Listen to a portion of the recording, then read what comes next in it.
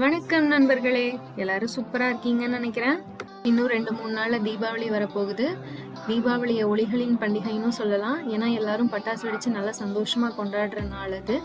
அதுக்கான ஒரு கிராஃப்ட் தான் நான் இன்னைக்கு செஞ்சிருக்கேன். இதுல பிஸ்தாவோட வச்சு நான் ஒரு கிராஃப்ட் செஞ்சிருக்கேன். வாங்க எப்படி செய்யறதுன்னு பார்க்கலாம்.